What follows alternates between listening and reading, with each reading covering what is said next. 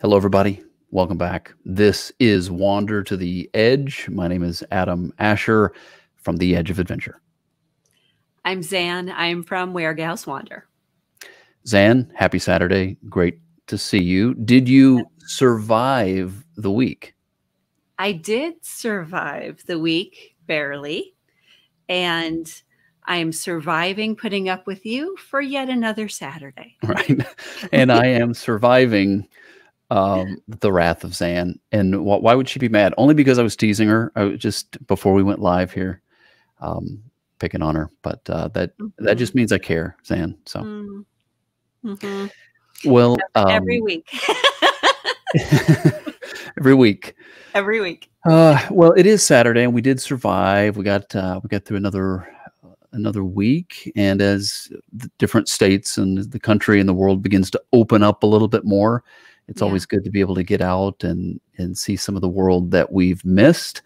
And here on the show, of course, we like to talk travel. We bring friends on the show to share their passion for travel, and also, their certain take on travel, because we all sort of bring our own personality to travel, and that's reflected in the things that we like to do and the way we approach it.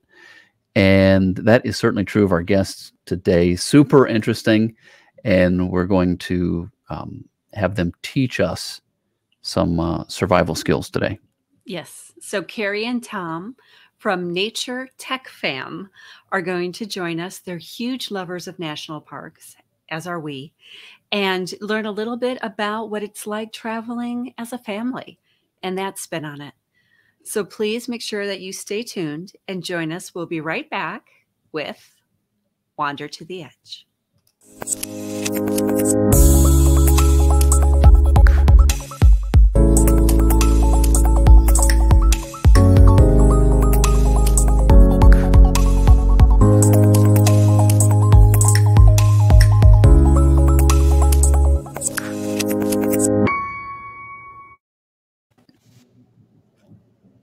Hello. Hey, Kari and Tom, how are you?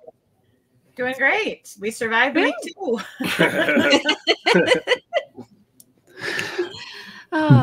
Great to have you guys on the show. Great to officially meet you. And as is always the case when we have guests come on the show, so many of them we know through social media. We know through their social media brand and their blog and the things that they share online. And then we get a chance, not only us to meet you guys, but then also to let everybody else get to know you as well. So let's start there. I understand you guys have a kid or two?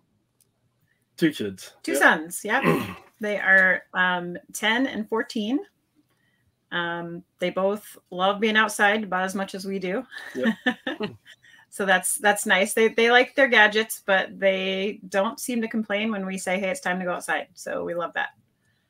So how much time do you spend outdoors? Because I think yours is a bit more than the average family. More than the average modern family, probably. Yeah. We're not nomadic. I'm a teacher and he's a corrections officer. So we are, stationed permanently in place. And so our kids go to school, and the nice thing is our school is a 4-day week. And so those other 3 days, most of those days we're out doing stuff, especially when his schedule lines up kind of with ours as his rotates. And so, they may get up in the morning. We may have a slow morning on tablets or computers, but then in the afternoon, we're out doing stuff, hiking, playing, working on survival skills, that kind of stuff. And you guys are in a beautiful part of the country, yes, which is where? Yes. The Black Hills, South Dakota. Lots of national forests all around us. So we pretty much consider the national forest our backyard out here. So let's talk a little bit. Because this is my favorite part when we have couples and families on. Let's learn a little bit about you two. How did you meet? And how did you sort of start Nature Tech Fam? Well, we met, actually, Tom lived out here in South Dakota, and I came with a friend of mine out to visit where he was living, kind of caretaking some property for some friends of his. And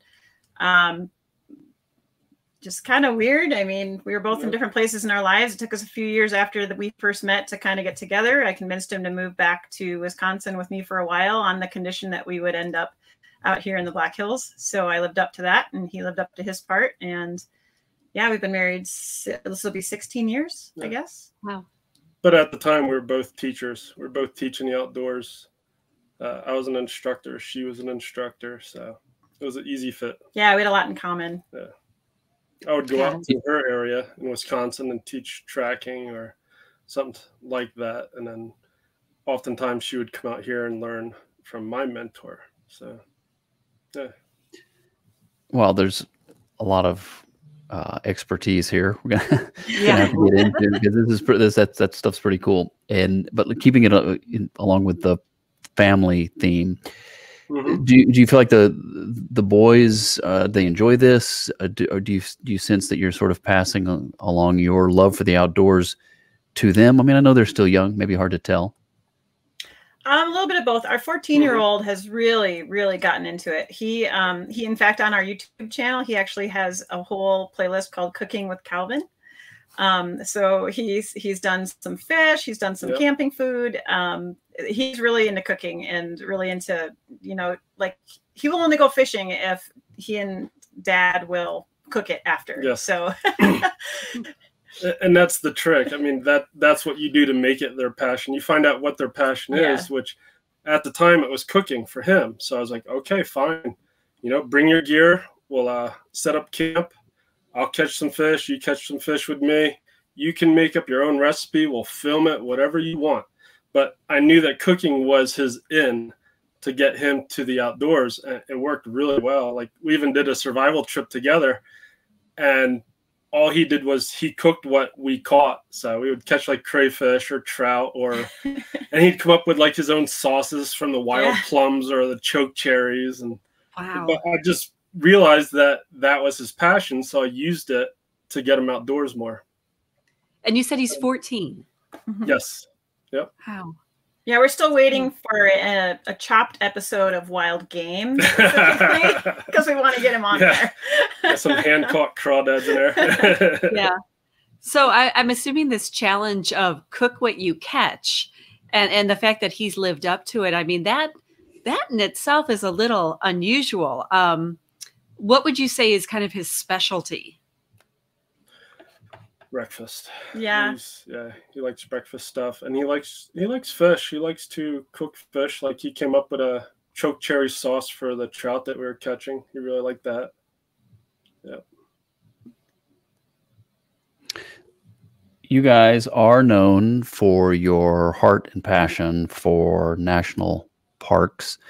And as I'm kind of scrolling through some of these great pictures that you have on your social media, what would be some of the most rewarding national parks to visit?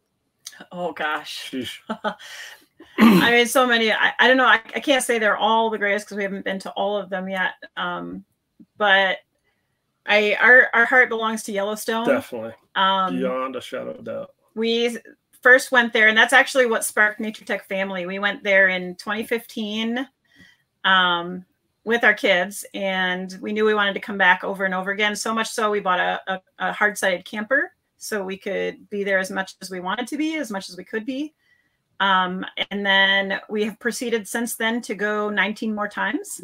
Yep. All seasons, wow. all different months. And it's not close by. It's about a 9-hour drive. So yeah, we really like, and but I mean, there's so many that are so rewarding. Great sand dunes, fabulous, especially for kids. They have sand sledding. Just climbing the dunes is amazing. Yes, and then there's hikes off the dunes for those that don't want to, wear out their legs. Oh my goodness, there's Badlands, which is right in our backyard, as well as Wind Cave. Wind Cave is, I think, one of the most underrated parks in the system. Everybody thinks that it's just the cave, and there's bison and elk and coyotes and may or may not be wolves passing through there. Yeah, ferrets. They released ferrets. So, I mean, we are blessed where we live to have those two right next door, and they are, I would definitely say, rewarding. Hey, there's a camp. I have to, Adam, do you have more questions about the national parks? Because I have like 100 survival themed questions. Oh, please do. Yeah. Yeah, I mean, survival is good. It's Generally, yeah. Right. I'm a big fan of survival, big fan of national parks too. And I've been to Yellowstone and yeah, it is beautiful. I don't feel like I've been to enough though. I mean, enough of the national parks. I mean, but every time you go, they are beautiful. And Yellowstone is also one where you can, and if you can, you should spend as much time there as possible. There's absolutely something about it that just conveys peace and enormity. I don't know. It's just it's a beautiful part of the country. But no, I'll keep scrolling. I'm also getting distracted here today. I've got some videos too I'm going to show. Okay. So whenever I'm looking over here, it's me thinking, oh, we should show that. But while I work on that, yeah, ask some survival questions because these two are experts. I know, and I'm convinced that I can't get centered here. We're just going to go with that. I'm convinced that I'm somehow going to die out here in California because it's just constant like natural disasters one after another. So I'll take all the survival skills that I can get. First, how did you both learn these survival skills? Like, who taught you? You go first. Oh, okay. When I was growing up, my mom used to work at a campground that had lots of forest and a large lake. And so while she was the nurse there, I just roamed around the forest and I started reading different books on survival or tracking outdoors. And that's when I bumped across the works by Tom Brown Jr., who grew up in the Pine Barrens where I grew up.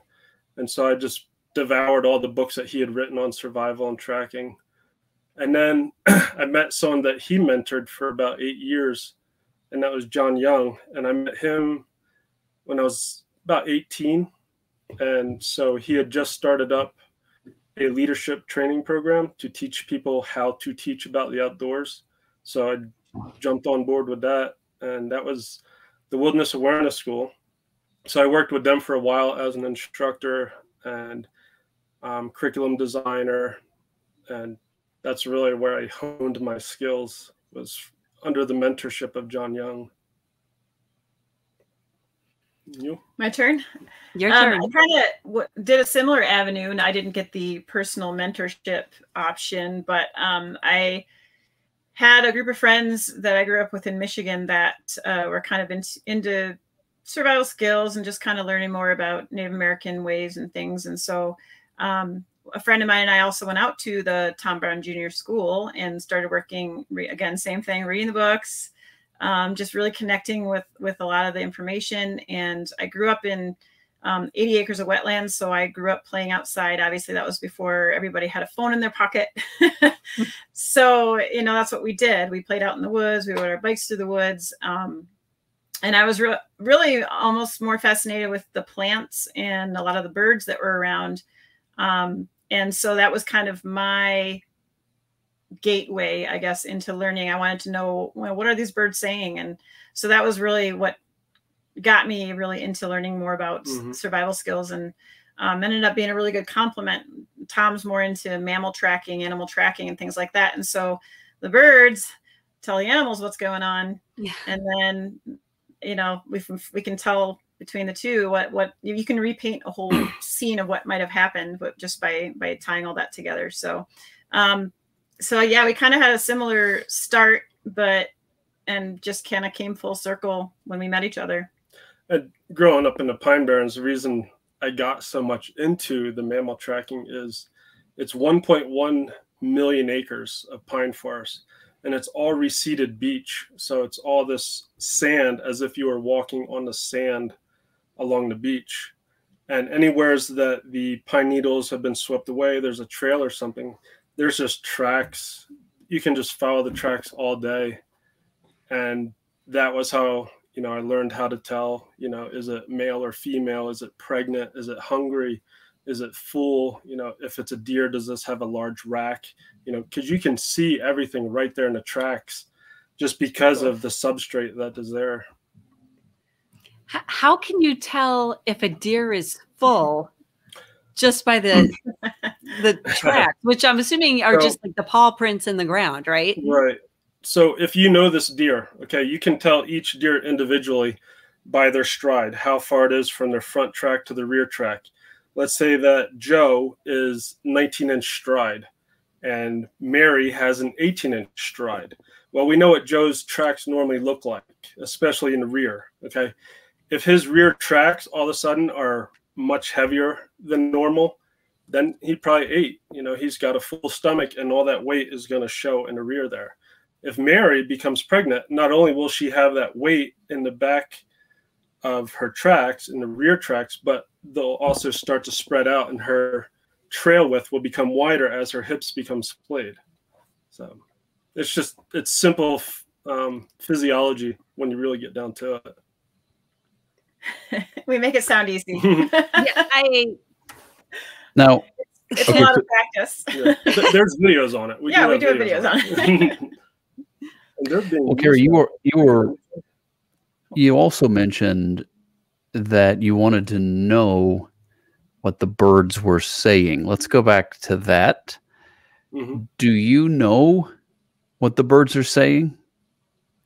There's ways you can tell kind of what's going on around you. Definitely. Just there's, you know, every bird has a different set of songs.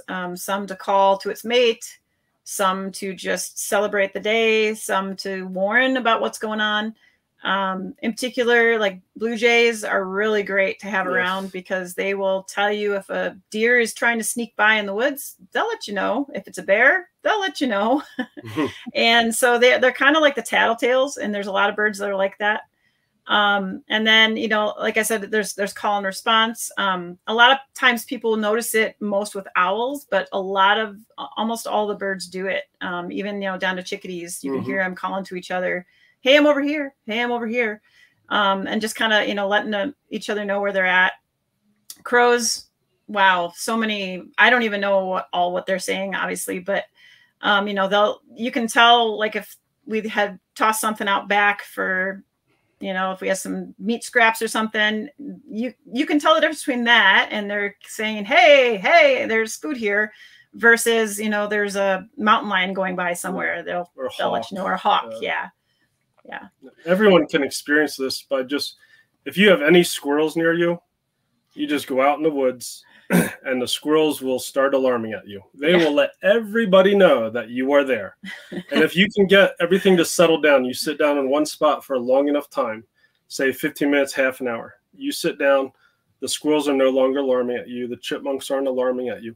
Then 100 yards away, you hear a squirrel alarming at something. It's not alarming at you. You now know that there's something else in the forest that's over there near where that squirrel is alarming. And you can follow it through the forest. This squirrel's alarming. Now that squirrel's alarming. Now that squirrel's alarming.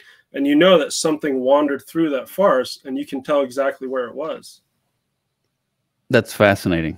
Yeah. I mean, it really is fascinating. Now, this is my phone, and I recorded a bird yesterday. And I think this bird was alarming at me because I was eating my oatmeal on the front porch. But I'm just curious if you have any idea. I'm gonna see if the microphone will work here. What do you think this bird is saying? No. That's a random. That's the song. Yeah. Without even getting into what type of bird that is, I can tell you that bird is comfortable with you being there. And you would be invisible to, let's say, a coyote walking through, because that bird is singing. That coyote now feels that it's safe to be there. So if that were to switch to an alarm, then that coyote would stop, pause, listen around, and you'd have much less chance of seeing that coyote. And that same bird, if that kind of warbling sound is usually a pretty safe zone, it would be more of a chip kind of sound coming from that kind of songbird, which my guess would be a wren, because it sounds very similar to the wrens we have around here. just because I'm a guy that likes technology and recording and audio and video, I mean, it was, again, the bird was right there, very, very close. Yeah. And That's so I had to record that. And then my favorite part was playing it back for the bird. Oh, yes. Yes. What was the reaction? It flew toward me until it realized, wait a minute, you're not what I think, you know, and then it, you know, so it would come toward me and then kind of just divert. In effect, what you did is you said, this is my territory now. Yeah. And that bird wanted to see who in the heck just was in my territory. Yeah. And it's singing their song, telling everyone that it's their territory. I was like, oh, you think you sound tough. Wait till you hear this. Oh, that's fascinating. I honestly never thought about that. With going back to your with the squirrel and the being able to use that as an indicator of what's happening out there. And now, you know, with that bird, you heard the song. If all of a sudden that song were to switch to a chip, chip, chip, and then it dove down to the underbrush, now you know that most likely there's a hawk going by and the predator's up high. Now, if that bird was singing, then it went to an alarm and it jumped up higher in the branches, then you know that the danger for it is down below, probably a house cat or something like that. So you mentioned that with the squirrels and that something big was going through the forest. So you casually said, so you follow it and see what it is. What if it's something that you don't want to meet face to face? Well, you follow quietly. Okay. If you want to, when I was learning this, when I was going out in the woods by myself, I didn't know what was out there. You know, young boy, 13, 14, just getting into this, I would climb up in a tree and I would just sit on a branch safely and watch what was going on around me. Wow. Is that a coyote? That would be a red fox. Red fox. Okay. Yep. Okay. And that's to represent the red fox that went by my window when I was a very little boy. You know, a night of insomnia, and I just looked outside and happened to see a red fox walk by. And the line between nature and suburbia became very blurred at that point for me. Yeah. We have we have a bobcat that keeps coming to visit me in the backyard. Oh, wow. Oh, wow. And you know, it's beautiful and it's so cool to watch, you know, and it'll like peek out and hang out for a little bit. But I also have a dog, which makes me a little nervous. And the dog alarms. Yes. Yes. There's a dog alarm for you. It says things like, there's a bobcat in the backyard. Yeah, pretty much. Yep. So any type of survival skills that I should be aware of when it comes to bobcats in my backyard? I really wouldn't worry about bobcats so much. Yeah. I mean, it would be nice to know when they're around, you know, just by listening to the birds. And right now is a perfect time because the birds are staking out their territory. So you know that, you know, Bob the wren is usually over here. And, you know, the pair of blue jays are usually over here.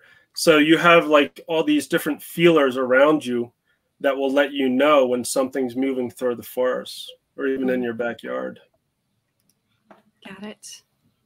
Yeah, as far as people are concerned now, I mean, if your dog is a little smaller, you may want to just have the awareness of, you know, bobcats being more nocturnal, you know, just keep a close eye at night if you're going to, you know, let the dog out at night, but, or just stick to as much daytime backyard time as you can, because chances of it coming around during the broad daylight is less, not necessarily not, but yeah. Oh no, this bobcat. Yeah, no, it comes out, it hangs out. Wow. My survival skill, my survival skill for at night is I open the door to let Molly out, and Molly's like 75 pounds. You know, she's not a little dog, but I will announce myself as loudly as possible, not only to my backyard and the bobcat, but probably all of my neighbors that Molly's now going outside. Hoping to kind of scare it away. So I think that that's a survival technique, right? Like I could be considered an expert like you guys now. Let your presence be known. Yeah. That's especially good with bears and bobcats. I'm not sure mountain lions would fall for it, but no, but with a mountain lion, you would want that mountain lion to know You're that big. you know it's there. Oh. Yeah. You want that mountain lion to know that you see it, because mountain lions tend to almost always attack from behind. So if you are hearing the alarming behind you and you turn around and you can see that that mountain lion, you want that mountain lion to know that you see it, that it will now have a fight on its hands. So don't worry, that's a normal response to call that out. I know if I have to go out the 100 yards across my yard at night, we do have mountain lions here. I talk to the woods all the way and all the way back. So I'm like, if anything's out there, it's not going to sneak up behind me. Wow. Let's turn now and talk a little bit about camping. I mean, obviously the camping fits into survival and survival techniques, and there's so much more to get into there. But I've heard camping is intense. So I thought we should ask you to please talk, give us, I know you guys do, there's a variety of different types of camping that you guys like. Yes. Maybe we could lean into the different types of camping that you have. Yeah, sure. We, I guess we could start with the most glamping one, which is actually where we're in right now as our brand new camper. We upgraded from our little one that we used to fly off to Yellowstone in. So our smaller one was a little bunk, 2 little bunks and a bed that would fold down from the table. And we kind of got tired of not having a table. So we decided it was time to upgrade. So this one is really honestly a house on wheels. Even 5 years ago, I probably never would have dreamed I would own something this nice. But our other camper, we still use it for those long trips just because we can drive faster with it and it can fit in more places.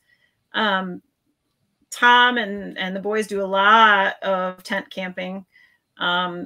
Calvin and Tom will often go on their fishing trips or things like that, and they just throw the tent in and go with that. And the boys like a variety too. Like we've actually spent a few nights out here right in our backyard, especially on the weekends. I'll be like, hey, anybody want to go sleep in the camper tonight? And they love it. It's a lot of fun. So, but then we'll do the same thing with the tents. Hey, anybody want to go throw the tent up in the backyard? Or hey, do we want to go down to Bismarck Lake and put the tent up? And they're like, yeah.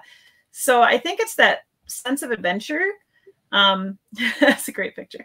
Yeah, I was on a fishing trip, wasn't it? Spear fishing. Yeah. And the s'mores, of course, are a staple for us as well. But yes. But there's also been some times where we've done some survival, where we've either just slept out under the stars, or we actually in our backyard, about 20 yards from where we're sitting right now, last summer created a lean-to with just a tarp over it and some branches and stuff. And so, gosh, that was used many times, many nights last summer before it kind of deteriorated from all of our snow this winter. But we plan to rebuild that one too, because they just love the variety of being able to sleep out, and it's just exciting. We never do the same exact thing twice in a row, which is kind of fun. Yeah, we'll go from a camper to a hammock. Yeah. And you just go right along with it. So I was talking to someone on Twitter. I don't recall who it was. Maybe it was Scott Jones. But he was making a comment about how he just sleeps on the ground, like brings a sleeping bag, throws it out, sleeps on the ground. Is that what you meant by sleeping under the stars? Yes. Yep. How do you make sure nothing crawls into the sleeping bag? Well, he's 6'4" and 210, so there's not much that's gonna go in his sleeping bag.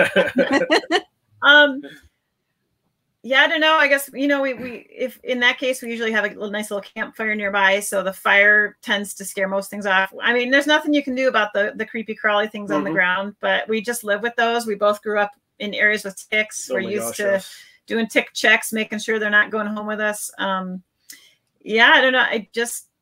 I've never had any problems other than, a bug here and there, but it's part of nature, I guess. They do make screens that will just cover your top half, if you want to keep the mosquitoes or flies away, which there are places in Wisconsin where you need that. You will not sleep. You'll be eaten alive. They just come in clouds. And even in the Pine Barrens being so close to the coast, there were certain times that You know, I'd have my cover over my head, and I'd look down and I'd see mosquitoes landing on the ground and walking along the ground to get in underneath of my cover. So, I mean, there are places where something like that is necessary. And we have a couple hammocks that have like a bug netting over them screening, nice. And they've slept in those a few times too. I'm always afraid like I'm gonna sway too much and flip over, so I haven't overcome that fear. Shoot, probably like the bug tent. Yeah, we have a bug tent too. You just it just pops up. It's just a screen. Yeah, that would be perfect for you actually, because then that keeps off all the bugs and you can still see the stars. Okay, those are fun. Problem solved. Yeah. Okay, you two, what's it like traveling as a family with the kids, and also turn that question into advice, maybe for the couple that's thinking, you know, we used to travel or we want to travel now, but we got these kids, and I just honestly, I don't know. What are your thoughts? I would go back to how I started Calvin, which was find a passion and work with it. You know, use that. It could be anything too. It could be art. It could be photography. It could be fishing, hunting. Doesn't matter. Just find out what that passion is for that child and just push it and build it into the experience. We know when we go to a new park that we've never been to, we know what we want to do, but then we also get some input from them and we make sure it happens. So we don't just say, hey, what do you want to do? Well, I want to go for a hike. Okay. And then never take the hike. So we make sure that they have some say in every camping trip. Now we're like, hey, what are we going to eat? And everybody gets to kind of say, this is what I want to eat. Yep. So everybody gets kind of their meal choice at least once. And then the other passion that we found was awesome as far as national parks go is the Junior Ranger program. Yes. Oh man, we've got, I think 42 or 46 badges Calvin has. Linus has probably about 10 or 15 because he's been a little young for it yet. But that also gets them more involved in the visitor center and actually learning information about the park instead of just wanting to run around and play, you know, while they're there and not really take anything away from it. Some of the parks that I thought they would not like, Scotts Bluff National Monument, things like that, they really got into. It was surprising to me, but there's just some of that history of the country and things like that that maybe aren't, you know, they're covered in school, but they're not so in depth. And so to go to those places and tie it into, you know, hey, didn't you learn about this in 4th grade? Oh yeah, and then they were, you know, they recall those things. It does take some getting used to going from traveling with 2 to traveling with kids. It's a huge jump. Yes. You sacrifice. You have to build in a down day. You have to build in a day where there's a pool or a lake or a play day. I mean, they need it, especially on those longer week-long or more trips. We try to keep our trips about 12 days long. We've found that if we go any longer, there's meltdown after meltdown. But you know, it's really a balance, letting them have a little say. And that's kind of how we've survived it, is just by letting them, you know, feel a part of what we're doing and feel some responsibility in what we do. They don't necessarily get to choose where we're going to go, but they get to choose kind of some things to do when we get there or on the way. We'll look at the map and find some things that might be a cool stop. Playgrounds, city park playgrounds, if you see one and you're all tired, great time to get out and just let them play, because we are in the car a lot. Normally we both work about 40 miles from where we live in different directions. And so we're in the car every day, 90 minutes a day, roughly. Anyway, so they're kind of used to traveling, but that doesn't mean they necessarily want to sit in the car for 8 hours straight. So we try to break it up with picnics and parks and stuff like that. Some great advice. I was going to ask a question. Now I blanked on what it was, but it'll come to me in just a second. We'll wait. We'll wait. Yeah. Thank you. I appreciate that. No, I remember what I remember what I was going to ask. Okay. So as you're talking about this, it sounds like you are teaching your kids so many different like skills through this. You're teaching them compromise by having them choose, you know, taking turns in choosing what they want to eat. You're teaching them skills in terms of cooking and photography and other fine arts. You're teaching them just the ability to have patience. Right. You know, I'm just curious, was that something that you thought about consciously as you started traveling with them, or is this just definitely? Yeah. Okay. Yeah, I think you know, we've kind of raised our kids in that, I guess they call it love and logic style, where you have a set of choices and you're okay with whatever those choices are, but you still give them a choice between those two things that are okay with you. So, you know, do we want to go on a long hike today or a short hike today? Well, we want to do short hike today. Okay, I'm good with that. Had they said long hike? Okay, I'm good with that. You know, just making those reasonable choices for the kids to make that you're okay with no matter the outcome. And they don't know that. So they feel that empowerment, really. And so we've kind of always raised them that way. And so to us, it made sense to just do that with everything we do. I guess, you know, I don't know if we consciously made that effort at first or if it just kind of came naturally. I feel like Zan gives me those same kinds of choices. She gives me two choices. And she's like, you know what, we can do a long podcast, we can do a short podcast. Yeah. And then I'm sitting going, am I making this decision? Or yeah. It's like today when I texted you and I'm like, we need to do XYZ. You could do it this day or this day. Right. And like you've said, because you have me figured out. If I don't respond, you're like, when you don't respond, I know it means you don't like it. Right. So I just patiently wait until like right before we film and you're right there in front of me. And then I ask you again and right. you have to answer. But that's got nothing to do with travel, or it does have to do with survival. We can tie it into that. Yes. Yes. And speaking of survival, you know, getting back to that as we kind of get toward the end of the show here, I guess.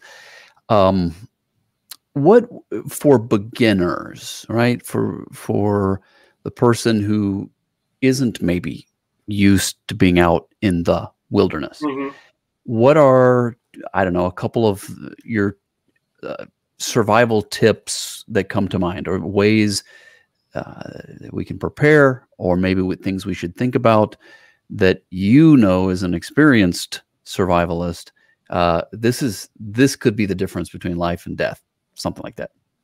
Well, first I would start with something inspiring, something easy. So I would start with flint and steel and dryer lint. And that's probably one of the easiest ways to make a fire without matches or a lighter. And then just make the fire and then cook something over the fire. You know, make it into an evening. Make some s'mores or hot dogs, whatever. Just make it fun and interesting. But say, hey, we're going to have a fire, but it's going to be without matches or a lighter. And get yourself some flint and steel and some dryer lint. That way, whoever it is you're working with has a small success to work off of. You don't want to set them up for failure by like, okay, here's a knife. Go ahead and make a bow drill kit and make a fire. You know, you want to have them have some small successes first. We actually did that. We bought some flint and took the girls out in the backyard and in the fire pit tried to get them to start a fire, and then roasted hot dogs and s'mores. I was useless, but the girls could do it. So I guess that's yeah. Do you ever watch like some of those reality shows about survival and just critique and be like, oh, this is all wrong? Or, you know, I have to. Yeah. Well, let's put it this way. When our son, our 14-year-old was what, 11 or 12, he started watching some, and he was pointing out the things that were wrong. Yes. He's like, they're doing that wrong, Dad. I'm like, I know. I can't watch this. Sorry. I mean, but, you know, if we're up for a good chuckle, certainly we'll go check it out. Now, there are some. So like when he was younger, we really limited his electronic time. But we would tell him, okay, but if you watch Man, Woman, Wild, you get another half hour.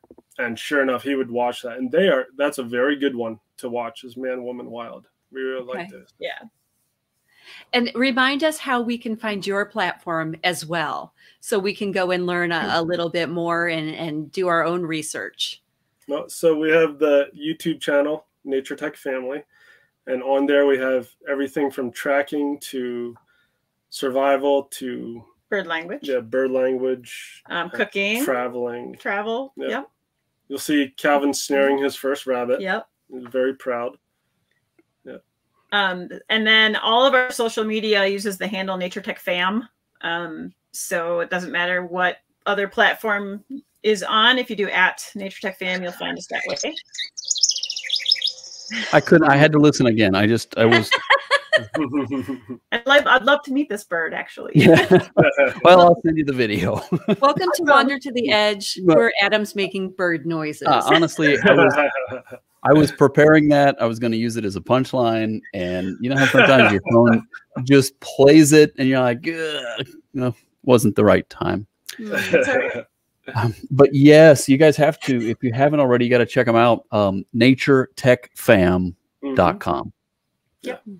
A great place to start. What's that? And you guys have an amazing following on YouTube. So you should be super proud of that. We're so excited. Just last week we finally got 1,000 subscribers, so that's a big one for us. Yeah. That way you can look at it. It just says 1K. Yeah. Yes. Yeah. But we'll take 1,001 if someone else wants to jump in there. But our next one is from Yellowstone. It's actually a buffalo funeral. So it's going to be pretty amazing. We're working on it right now. And we have wolves and we have a buffalo. There's a buffalo that died, and the buffalo just gathered together around it. It's amazing. It's amazing. It was an incredible experience. We've really enjoyed making the YouTube videos. Yeah. Well, and it's entertaining, but it's also educational. You guys know so much, and that's the kind of content that the world needs. And I think that's why you're doing so well with YouTube. It's entertaining, but you're learning something along the way, and it'll help help people critique the survival shows, because you know how terrible those TV shows can be. But yes, Man, Woman, Wild, that was good. I'm sure another one you liked was Dual Survival. I'm sure that one was very realistic. No, I haven't seen that one yet. Oh, okay. I'll check that one out. Adam, Yes. weren't you on a reality TV show at one point where they were tracking people? I had a bit part. Yes. It was really a friend of mine who he was one of the stars on a show called Hunted. And it was a CBS production. They've had several seasons of that show in the UK, and then they brought it here to the States, and they did one season of it. And I don't think it did very well. It didn't get renewed. And I could critique that show as well. It was just, it was a lot going on. It was a little hard to keep up with, but it was absolutely fun. I think it aired in 2017. It was super fun to be involved with and to just see the process. And I remember thinking, they're going to make a TV show out of this. But yeah, so what are, okay, other than Man, Woman, Wild, what's the other survival shows that you like? We don't have to talk about the ones that you criticize, but any others that are good? Bear Grylls. He did good stuff. Yeah, I liked his stuff. Oh, that's awesome. And Calvin really liked it too. Yeah. That was really the only way he could get me to sit down and watch something, was if it was one of those two. Yeah. Well, that's awesome. And it's great to spend some time with you guys, get to know you a little bit more. I think we'll have to do it again sometime, because I could sit and listen and learn. Honestly, this has just been a chit chat. This has just been a conversation, but you do get the appreciation for the fact that you guys are teachers, and there's so much to learn. And literally, you guys reminded me I need to check the dryer and get the lint filter. But honestly, that's a great idea. And like you said, then you feel you might be in the backyard, but you feel like a survivalist. Yeah. Amazing. It doesn't work the same with the dryer sheets. No. Never tried that. Yeah, Adam needs as much help as he can get. Yes. Thank you for sharing. and thank you for putting up with me. So again, everybody, check them out. NatureTechFam.com. Nature Tech Family. You can search them on any social media. You'll find them. A great following, great content. And again, thanks Thanks to both of you for taking the time to join us today. Yeah, our pleasure. Thank you for having us. Yeah, this has been a lot of fun. And thank you everyone for joining us. Hopefully on this episode, you also learned a little bit, which is unlike some of our other episodes. But join us every week right here on Wander to the Edge.